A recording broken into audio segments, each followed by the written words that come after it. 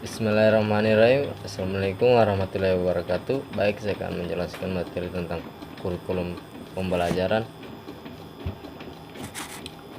Yang pertama, teori belajar. Teori belajar merupakan alat untuk meraih tujuan yang akan dicapai dari aktivitas belajar. Dengan beraneka ragamnya teori belajar, ini bisa membuat setiap aktivitas belajar yang ingin dicapai bisa lebih efektif. Teori belajar bisa dianalogikan sebagai alat. Misal kita melintasi laut menggunakan kapal laut, ingin melintasi udara menggunakan pesawat.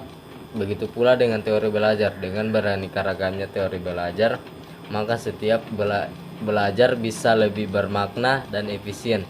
Tentu hal yang penting yang paling krusial adalah cara memilih teori belajar yang cocok untuk mencapai tujuan yang dimaksud.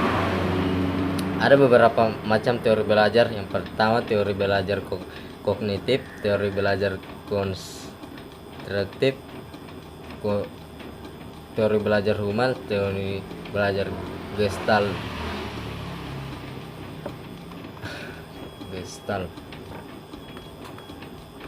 Kemudian konsep dasar pembelajaran.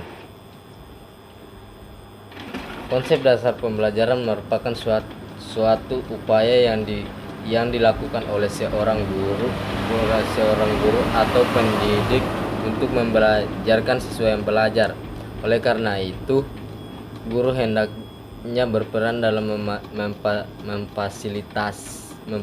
memfasilitasi agar terjadi proses mental emosionalisme siswa tersebut, sehingga kemajuan belajar dapat dicapai dalam proses pembelajaran.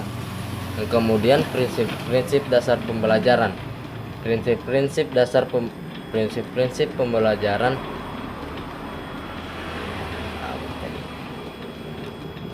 Prinsip dasar pembelajaran. Prinsip dasar pembelajaran merupakan bagian penting yang perlu diketahui oleh seorang pengajar.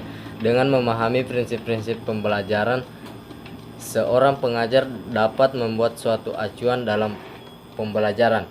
Kemudian pendekatan dasar pembelajaran. Pendekatan dasar pembelajaran adalah konsep dasar yang mewadahi atau menginspirasi, menguatkan, dan mendasari metode pembelajaran dengan cakupan teoritis tertentu.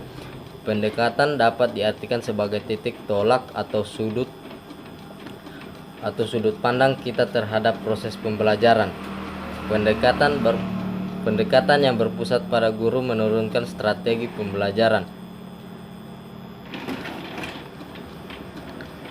Kemudian strategi dalam pembelajaran. Ada 5 strategi pembelajaran. Yang pertama, mengidentifikasi serta menetapkan spesifikasi dan kualifikasi perubahan tingkah laku dan kepribadian anak didik sebagai yang diharapkan. Kemudian, memilih sistem pendekatan belajar mengajar berdasarkan aspirasi dan pandangan hidup di masyarakat. Kemudian, memilih dan menetapkan prosedur, metode, dan teknik belajar yang dianggap paling tepat dan efektif. Kemudian, menetapkan norma-norma yang dibuat norma-norma dalam batas minimal keberhasilan atau kriteria serta standar keberhasilan. Kemudian, model dasar pembelajaran. Model pembelajaran adalah suatu perencanaan atau suatu pola yang digunakan sebagai pedoman dalam merencanakan pembelajaran di kelas atau pembelajaran dalam tutorial untuk menentukan perangkat pembelajaran termasuk di dalamnya.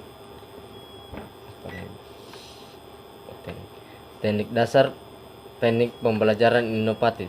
Menurut Kamus Bahasa Indonesia 2003, kata inovasi mengandung arti pengenalan hal-hal yang baru atau pembaruan.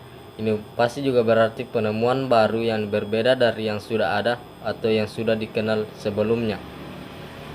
seperti seperti gagasan, metode atau alat.